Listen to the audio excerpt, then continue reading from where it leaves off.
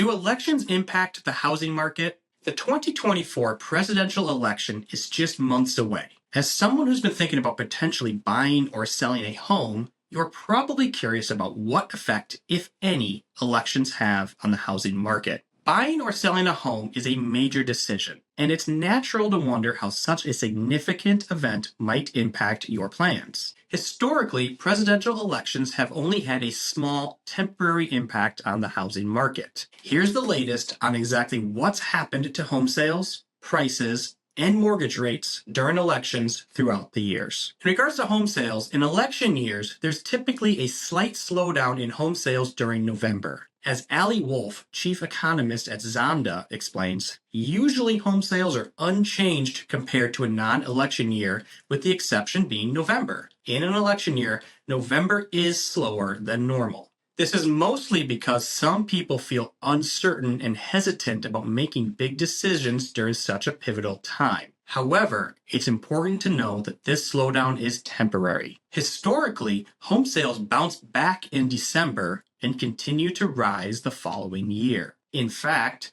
data from the Department of Housing and Urban Development and the National Association of Realtors says that after 9 of the last 11 presidential elections, home sales went up the next year. So what about home prices?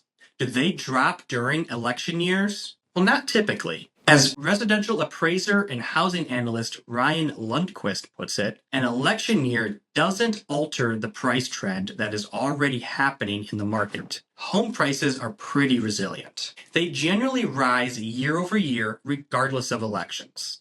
The latest data from NAR says that after 7 of the last 8 presidential elections, home prices increased the following year. Mortgage rates are important because they affect how much your monthly payment will be when you buy a home. Looking at the last 11 presidential election years, data from Freddie Mac shows mortgage rates decreased from July to November in 8 of them. Most forecasts expect mortgage rates to ease slightly throughout the remainder of the year. If they're right, this year will follow the trend of declining rates, leading up to most previous elections. And if you're looking to buy a home in the coming months, this could be good news, as lower rates could mean a lower monthly payment. So what's the big takeaway? While elections do have some impact on the housing market, the effects are usually small and temporary. As Lisa Sturdivant, chief economist at Bright MLS, says, historically, the housing market doesn't tend to look very different in presidential election years